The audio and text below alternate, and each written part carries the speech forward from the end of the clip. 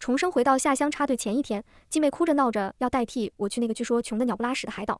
上一世，她去了富庶的江南水乡，却被知青渣男骗财骗色；而我去了海岛，虽然艰苦，却嫁给了后来成为首富的糙汉，一生顺遂。看来季妹也重生了，想抢我的好姻缘。看着她那副势在必得的模样，我假装不情愿地换了名单。她不知道，那个糙汉之所以能成首富，全靠我上一世没日没夜地帮他出谋划策。没有我，他就是个只会打鱼的莽夫。更重要的是，我去江南是为了挖出那埋在老宅地下的3箱金条。既然你想去海岛吃苦，那姐姐我就不客气的去江南享福了。名单换好，尘埃落定。继母拉着我的手，假惺惺的抹着眼泪：“云舒啊，委屈你了。那江南人生地不熟的，听说你那未婚夫家里成分还复杂。”我爸在一旁抽着闷烟，眉头拧成了疙瘩。只有继妹云薇，嘴角内膜怎么也压不住的得意，快要咧到耳后根。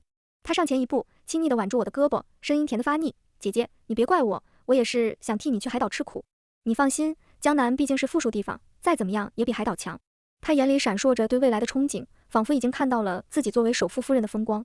上一世，他就是这样，永远只看得到眼前的利益。他以为抢走的是通往罗马的大道，却不知道那条路需要用血汗和智慧一寸寸铺就。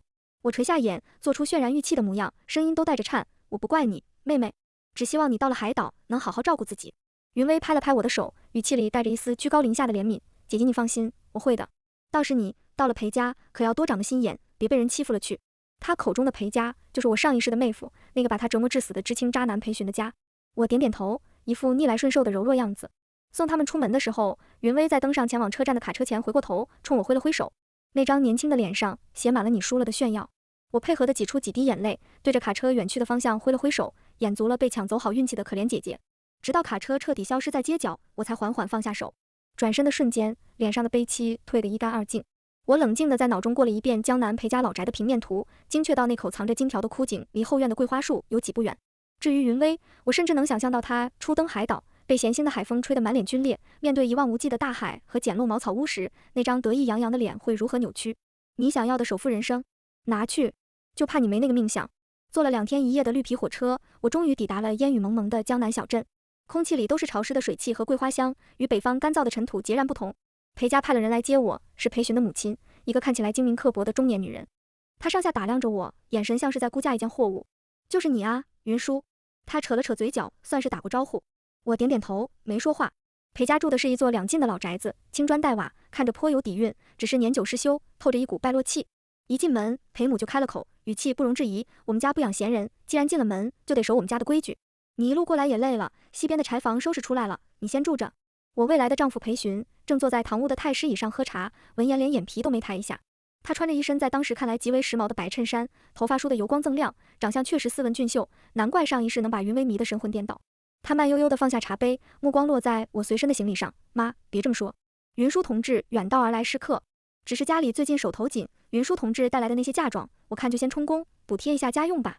一家子唱念做打，配合得天衣无缝。上一世，云薇就是这样被他们一步步拿捏住的。先是下马威，再是经济控制，最后把人搓磨得没了半点心气。我看着这对母子，心里冷笑一声。我不是云薇。我把行李重重往地上一放，发出砰的一声巨响。裴寻和裴母都被吓了一跳，齐齐看向我。我没理会他们惊愕的目光，径直走到八仙桌旁，伸手就将桌上的茶壶茶杯连带着一盘花生米，哗啦一下全扫到了地上。瓷器碎裂的声音在安静的堂屋里显得格外刺耳。住柴房，要嫁妆。我双手叉腰，吊起眉梢，声音比那裴母刚才还高了8度。你们裴家是穷疯了吗？我还没进门呢，就惦记上我这点东西了。我这180度的大转弯，直接把他们给干懵了。裴母最先反应过来，指着我的鼻子就要开骂：“你这个没教养的！”我没教养？我上前一步，直接顶到他面前。我再没教养，也干不出让未来儿媳妇住柴房的事。我倒想问问街坊四邻，整个江南镇有哪家的规矩是这样的？说着，我就要往门外冲。裴母吓得脸都白了，一把拉住我。这年头，名声比什么都重要，家丑不可外扬。我冷眼看着他，怎么怕了？我又转向裴寻，眼神轻蔑。还有你，一个大男人，吃穿用度全靠家里，现在还想打女人的主意？我来之前可打听清楚了，你爸单位分的房子被你拿去跟一个寡妇私会，结果被人丈夫堵在屋里，赔了人家300块钱才了事。这笔钱是你妈找遍亲戚才借来的吧？现在还有脸跟我要钱？裴寻的脸瞬间涨成了猪肝色。这些是他做的隐秘，没想到被我这个刚到的未婚妻当众戳穿。他猛地站起来，指着我：“你胡说八道！我是不是胡说？你心里清楚。”我抱起胳膊，冷冷地看着他，想让我进门也行，把东边那间最大最向阳的正房给我腾出来。我的行李谁也不许碰，以后这个家我说了算，不然我现在就去街道办，把你这些光荣事迹好好说道说道。我表现得比他们更横，更不讲理，更像个地地道道的泼妇。裴家这对母子，典型的欺软怕硬，他们对视一眼，都在对方眼里看到了退缩。最终，裴母咬着牙，从牙缝里挤出几个字：好，就依你。我看着瞬间像斗败了的公鸡一样的母子俩，心中毫无波澜。对付极品，你就要比他们更极品。我顺利住进了裴家最好的正房。裴母和裴寻虽然恨得牙痒痒，却拿我毫无办法。我白天就把房门一锁，在屋里睡觉，到了饭点才出来。饭菜不合口，我就直接倒掉，然后拿出自己带来的饼干啃。几天下来，裴母看我的眼神都快喷出火了，但我抓住了他们的命门，他们要面子，也怕我这个光脚的。我等的就是一个机会。这天夜里起了风，下起了瓢泼大雨，电闪雷鸣，正好掩盖了所有动静。我换上一身黑色的衣服，悄悄溜出房门。裴家老宅的后院杂草丛生，那口枯井就在一棵歪脖子桂花树下，井口被一块大石板盖着，上面堆满了杂物。我花了一点力气搬开杂物和石板，一股陈腐潮湿的气味扑面而来。我拿出事先准备好的绳子和铁钩，固定在井口的石岩上，然后顺着绳子滑了下去。井下不深，大概3、4米的样子，底部堆积着一些枯叶和烂泥。我按照上一世的记忆，摸索到井壁东南角的一块松动的砖石，用力一抠，砖石应声而落，露出了一个黑漆漆的洞口。我将手伸进去，摸到了一个冰冷坚硬的箱子边缘，我的心跳漏了一拍。我用尽全力将箱子一点点从洞里拖了出来。箱子很沉，是那种老式的木箱，外面上了锁。我没带工具，只能先用绳子把箱子固定好，然后爬出井口，再一点点把它拽上来。如此反复了3次，3个一模一样的木箱整整齐齐地摆在井边的烂泥地上。我用事先准备好的铁锹撬开了其中一个箱子的锁，打开箱盖的瞬间，一道金色的光芒在漆黑的雨夜里闪过，满满一箱全是码放的整整齐齐的大黄鱼、小黄鱼，黄澄澄的金条在微弱的光线下散发着致命的诱惑力。我深吸一口气，压下心中的狂喜，就是他们，有了这些，我才有真正改写命运的资本。我迅速将3个箱子拖回我的房间，藏在床板底下，然后又悄悄回到后院，把一切恢复原状，抹去所有痕迹。当我躺回床上时，天边已经泛起了鱼肚白，雨也停了。第2天，邮递员送来了一封信，是家里寄来的，里面夹着一封云薇的信。我拆开云薇的信，信纸上满是抱怨和委屈。他说海岛又湿又潮，吃的只有咸鱼和红薯干，连个正经的厕所都没有，就是个露天茅坑。她嫁的那个男人高朗，一身的鱼腥味，粗鲁不堪，除了打鱼什么都不会。她才去了3天，就因为嫌弃饭菜难吃，跟高朗大吵了一架，高朗还推了她一把，害她被全村人看了笑话。信的末尾，他还不忘赐我一句：姐姐，你在江南还好吗？裴寻那样的文化人，肯定很会疼人吧？你可真有福气。我看着信纸上那几乎要透出纸背的嫉妒，笑了。福气？我的福气才刚刚开始，而你的苦日子也才刚刚开始。我没有急着跟裴家摊牌，金条是我的底气，但不能轻易示人。第2天，我借口回娘家需要钱，找裴母要了20块钱。裴母自然不肯，我故技重施，说要去街道办说道。他不情不愿地给了钱，还骂骂咧咧说我是讨债鬼。我拿着钱直接去了镇上的黑市，用一根小黄鱼换来了一大叠现金和一堆全国粮票、布票。有了钱，我的腰杆瞬间就硬了。我先去国营饭店点了一桌子好菜，吃得心满意足，然后去百货大楼给自己从头到脚换了一身新行头，真丝的衬衫，时髦的布拉吉，还有一双崭新的小皮鞋。当我提着大包小包回到裴家时，裴母和裴寻的眼珠子都快瞪出来了。你哪来这么多钱？裴母冲上来就想抢我手里的东西，我侧身一躲，让他扑了个空。裴寻也站了起来，眼睛死死盯着我手里的皮鞋，喉结滚动了一下。我的钱关你们什么事？我冷冷地说道。你是裴家的儿媳妇，你的钱就是裴家的钱。裴母开始撒泼，裴寻也帮腔，云叔，我们是一家人，你的钱应该拿出来，大家一起花。我看着他贪婪的嘴脸，笑了。一家人？你们把我当一家人了吗？我把手里的东西往桌上一放，让我住柴房的时候，怎么不说是一家人？想抢我嫁妆的时候，怎么不说是一家人？我从包里拿出一沓钱，在他们面前晃了晃。看到没？钱我有的是。裴寻的眼睛都直了。想花我的钱也行。我话锋一转，他立刻凑了上来，脸上堆着笑。云叔，我就知道你最通情达理了。我后退一步，拉开距离。从今天起，这个家我说了算。你裴寻，我指着他，每天给我端茶倒水、洗衣做饭，把我伺候舒坦了，我一天给你5毛钱零花。要是敢有2心，或者让你妈再来招惹我，1分钱都没有。裴寻的脸瞬间垮了下去。你这是把我当什么了？当狗？我言简意赅。裴母气得浑身发抖，反了天了！你这个毒妇！他张牙舞爪的就要上来撕我，我没动，只是冷冷的看着他。门外突然走进来2个身材魁梧、满脸横肉的男人，他们是我刚在黑市用钱雇来的，专门负责保护我的安全。谁敢动云小姐一下试试？其中一个男人开口，声音像洪钟。裴母瞬间就怂了，后退了2步，躲到裴寻身后。裴寻看着那2个彪形大汉，也吓得腿肚子发软。我走到他面前，用钱拍了拍他的脸，怎么样？这笔买卖做不做？他看着我，又看看那2个大汉，再看看我手里的钱。最终，金钱战胜了那点可怜的自尊。他屈辱地点了点头，做。从那天起，裴寻彻底沦为了我的贴身男仆。每天早上给我打好洗脸水，晚上给我端来洗脚水。我吃饭他不菜，我出门他拎包。稍有不顺心，我就扣他零花钱。他为了钱，从一个游手好闲的大爷，变成了一个点头哈腰的孙子。而我，则开始享受这来之不易的超能力生活。我在江南小镇的日子过得风生水起，每天不是去茶馆听评弹，就是去逛百货大楼，小日子过得比谁都滋润。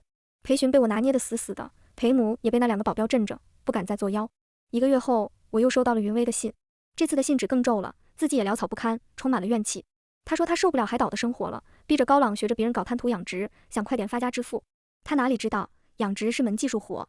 上一世是我花了整整1年时间，泡在图书馆查资料，又请教了无数专家，才摸索出的养殖方法。云薇只知道结果，不知道过程。他胡乱指挥，买来的鱼苗和虾苗没几天就死了一大半，不仅没赚到钱，还把高朗打鱼攒下的老婆本赔了个精光，欠了一屁股债。高朗因此跟他大吵一架，差点动手打他。他在信里哭诉自己的命苦，字里行间都是对我的嫉妒。最后，他又故作姿态地写道：“姐姐，我知道你在裴家肯定过得也不好，那个裴寻不是什么好东西，你可千万要挺住，别像我一样嫁错了人，一辈子都毁了。”他以为我正在水深火热之中，等着看我的笑话，甚至还想从我的悲惨中寻找一丝心理平衡。我看着信，只觉得可笑。我没有回信，我直接去了镇上最好的照相馆。我换上了一件新买的墨绿色丝绸旗袍，头发烫成时髦的卷发，化了精致的妆。背景是照相馆里最豪华的西洋布景，有壁炉和沙发的那种。我优雅地坐在沙发上，端着一杯咖啡，其实是酱油兑水，姿态慵懒。照片的角落里，我特意让裴寻入镜。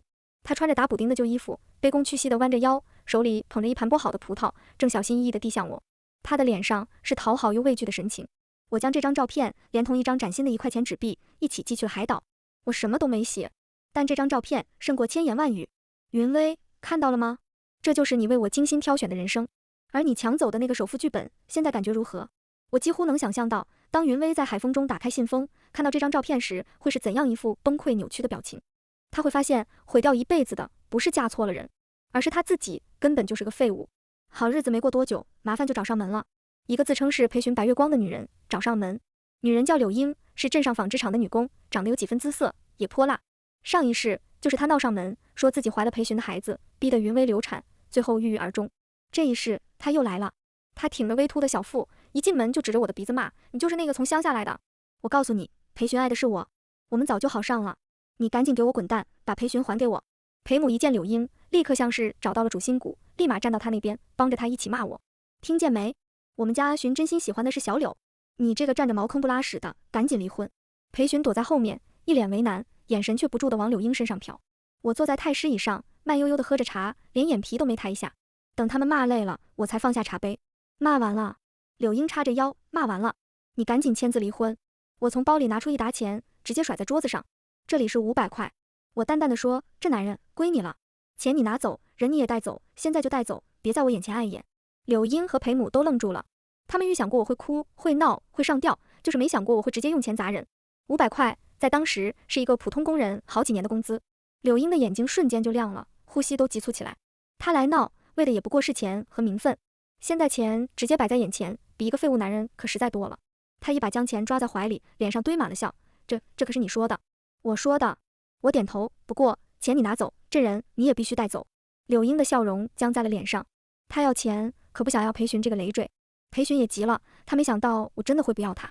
他现在靠我养着，每天有肉吃有钱花，要是跟了柳英，怕是又要回去过苦日子。云舒，你不能这样对我。他冲上来想拉我的手，我身后的保镖立刻上前一步将他隔开。裴寻痛哭流涕，指着柳英骂：“你这个贱人，都是你来搅局。我跟云舒好好的。”柳英也不是吃素的，抱着钱就跟裴寻厮打起来。裴寻，你个王八蛋，你当初怎么跟我说的？你说你早晚会娶我，现在拿了钱就想不认账。裴家堂屋瞬间变成了一场闹剧。我站起身，懒得再看他们一眼，把他们都扔出去。我对手下说，2个保镖架起还在厮打的裴寻和柳英，像拖2条死狗一样，把他们扔出了大门。裴母追出去，哭天喊地，世界终于清静了。我彻底掌控了裴家的话语权和财产权。我让保镖把裴母也赶去了柴房，整个老宅都成了我的地盘。接着，我开始用手里的金条，在江南低价收购那些没人要的荒地和老宅。我知道，再过几年，改革的春风吹来，这些地方每一寸都将价值千金。转眼到了年关，按照规矩，出嫁的女儿要回乡探亲。我雇了一辆小轿车，在那个自行车都稀罕的年代，这派头足够惊掉所有人的下巴。车里塞满了给家里人带的礼物，从上海牌手表到各种糕点布料，应有尽有。当我开着车回到熟悉的家属院时，整个院子都轰动了。邻居们围着我的车，啧啧称奇。这不是云家的老大云叔吗？我的天，这是发大财了！听说她嫁到江南去了，看来是享福了。我爸和继母也从楼上跑了下来，看到我这身行头和崭新的小轿车，眼睛都直了。继母脸上的表情尤其精彩，又是震惊，又是嫉妒，又是懊悔。我还没来得及跟他们说话，云薇就从另一头回来了。她背着一个破旧的包袱，穿着一身洗得发白的旧衣服，头发枯黄，脸上满是风霜留下的痕迹，一股若有若无的海腥味从她身上散发出来。她原本是想回来看我笑话的，在她想来，我嫁给裴寻那个渣男，肯定被搓磨得不成人形了。可她看到的却是我穿着毛呢大衣，戴着珍珠耳环，从一辆她只在画报上见过的小轿车里下来，而她自己像个逃荒的难民。云薇当场就破防了，她冲到我面前，眼睛通红，声音尖利：“为什么？为什么会这样？”周围的邻居都好奇地看着我们。我微微一笑，语气平淡：“什么为什么？裴寻，那个渣男，他没有折磨你吗？你为什么会过得这么好？”他几乎是在嘶吼。我理了理我的大衣领子，轻描淡写地看着他：“哦，你说裴寻啊？他现在应该在给我洗衣服吧？毕竟不听话的狗是没有饭吃的。”云薇的脸瞬间惨白，她踉跄着后退了2步，不敢置信地看着我。我绕过她，走到我爸和继母面前，脸上挂着得体的笑容：“爸妈，我回来了。”然后我指了指车上的礼物，这些是给你们带的。继母看着那些她见都没见过的精美包装，再看看我，又看看自己满手冻疮、形容枯槁的亲生女儿，嘴唇哆嗦着，一句话也说不出来。我看着她，缓缓开口，声音不大，却足够让周围的人都听清。废物利用也是一门学问，不仅人事，钱也是。云薇站在原地，浑身颤抖，眼泪混着鼻涕流了下来，狼狈不堪。周围人的指指点点，像一根根针扎在她身上。她抢走的人生成了笑话，而我丢掉的烂牌却被打成了王炸。过完年，我没在家里多待，直接回了江南。云薇受了刺激，没过几天也灰溜溜的回了海岛。我以为我们的交锋会暂时告一段落，没想到更大的麻烦很快就来了。那天我正在新收购的一处宅子里规划未来的商铺布局，保镖突然来报说有个从海岛来的男人在裴家老宅门口闹事，指名道姓要找我。我心里一动，有了预感，赶回裴家，只见一个又黑又壮的男人正在门口大吵大嚷，满嘴污言秽语，正是云薇的丈夫高朗。他比上一世我记忆中的样子要落魄得多，眼神里充满了戾气和不甘，像一头走投无路的困兽。看到我从车上下来，他眼睛一亮，立刻冲了过来：“你就是云叔！”保镖立刻拦在他面前：“我警告你，我是云薇的丈夫，是你的妹夫，你这个当姐姐的，凭什么自己吃香喝辣，看着我们2口子在海岛上受穷？”他隔着保镖冲我怒吼。我冷冷地看着他：“我凭什么要管你们？就凭你抢了本该属于云薇的富贵，要不是你，现在在江南享福的就是他。”高朗的逻辑简直可笑，看来是云薇在他耳边没少念叨。他把我逼到海岛，欠了一屁股债，现在还想让我养着他，没门！你今天必须给我一笔钱，不然我就让你在江南待不下去。他开始耍无赖，我笑了。上一世高朗虽然是个糙汉，但为人勤恳，有股不服输的劲，正因为如此，我才愿意扶持他。可这一世没有我的引导和帮助，只被云薇的贪婪和愚蠢不断打击，他不仅没有走上正途，反而染上了赌博的恶习，把那点不服输的劲头全用在了歪门邪道上。他以为自己是天选之子，是未来的首富，现在所有的不如意都是因为我这个姐姐抢走了他的气运。想要钱？我问。对，给我1000块，不，5000块。他狮子大开口。可以。我点了点头。高朗脸上立刻露出贪婪的喜色。我接着说，不过我有个条件。什么条件？你跟云薇离婚，然后跟我走，以后你就跟着我干。高朗愣住了，他没想到我会提出这个条件。他看着我，眼神里充满了怀疑和审视。我继续加码，你不是觉得云薇没本事，拖累了你吗？你不是觉得你天生就该是人中龙凤吗？跟着我，我保证你比现在风光100倍。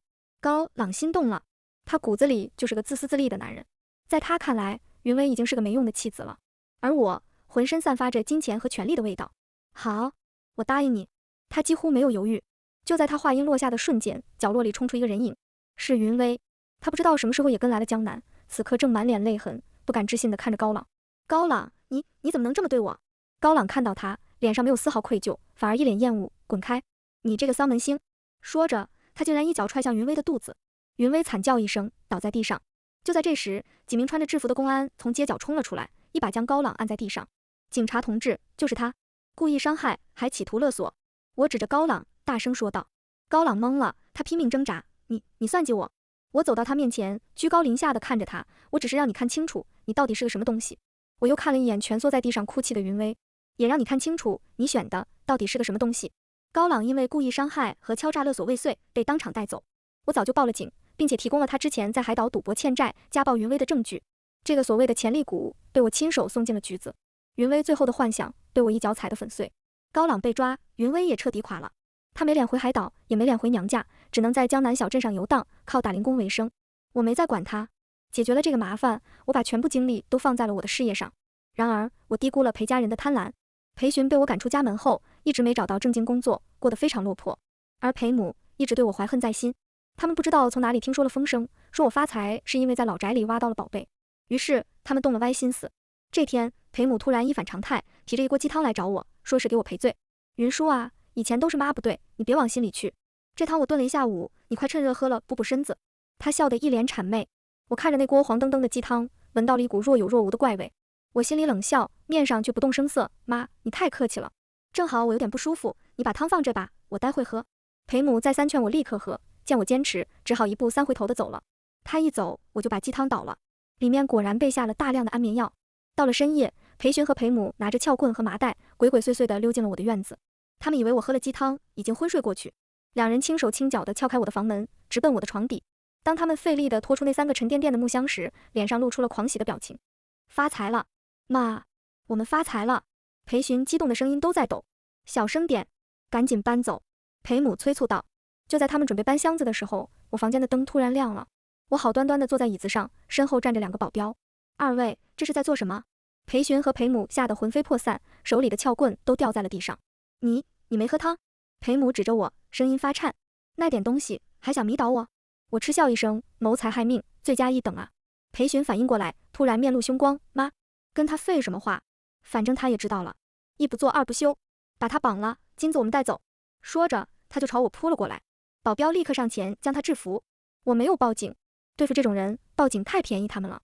我看着被按在地上的裴寻，又看了看吓得瘫软的裴母。裴寻，你妈刚才跟我说，这主意是你出的，她是被你逼的。只要我放了她，她愿意把金子都给我，还去公安局指证你。裴寻一听，立刻急了，破口大骂：你个老不死的！明明是你天天在我耳边念叨，是你买的药，你想独吞。裴母也跳了起来：你个小白眼狼，我辛辛苦苦把你养大，你现在想把所有罪名都推给我。母子俩为了脱罪，当着我的面就互相攀咬，对骂起来。我让保镖松开了裴寻。被贪婪和恐惧冲昏了头脑的母子俩瞬间就厮打在了一起。裴寻年轻力壮，很快就占了上风，他掐着裴母的脖子，把他往墙上撞。裴母也发了疯，抓起地上的撬棍就往裴寻头上砸。我冷眼看着这场狗咬狗的闹剧，然后我打开了大门，对着外面大喊：来人啊，杀人了！寂静的夜晚，我的喊声传出很远。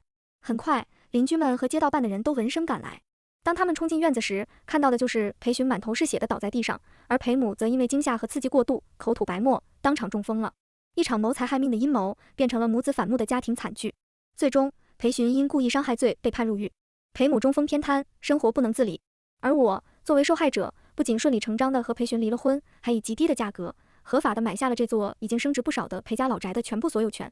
裴家的闹剧成了整个江南小镇茶余饭后的谈资。我彻底摆脱了这段名存实亡的婚姻，成了自由身。利用金条作为第一桶金，加上之前低价收购的地皮和房产不断增值，我成立了江南第1家私人商贸公司。我利用上一世的记忆，抓住了几次重要的政策机遇，将北方的特产运到南方，再将南方的轻工业品销往北方。短短2年时间，我的生意越做越大，从一个小镇走向了全省乃至全国。我不再是那个需要靠泼妇姿态保护自己的乡下女孩，而是成了别人口中年轻有为的云老板。而云薇则彻底沦为了一个笑柄。高朗入狱后，他失去了唯一的依靠，娘家嫌他丢人，不肯接纳他。他没有文凭，没有手艺，只能在社会最底层挣扎。我偶尔会从车窗里看到他，他变得又黑又瘦，穿着不合身的旧衣服，在我的公司大楼门口支起一个小摊卖咸鱼，眼神麻木，充满了对生活的绝望。有一次，他看到了我的车，发疯一样冲过来，被保安拦住。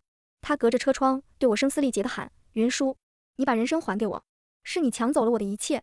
我摇下车窗，看着他那张因嫉妒而扭曲的脸。我抢走你什么了？我问。首富老公，是你。本来高朗是会成为首富的。我笑了，你到现在还觉得嫁给一个男人就能拥有一切？我告诉他，云薇，你重生的不是脑子，是贪婪。他似乎想起了什么，突然眼睛一亮。他利用自己重生的优势，跑去买彩票，去倒卖那些他记忆中会升值的邮票和股票。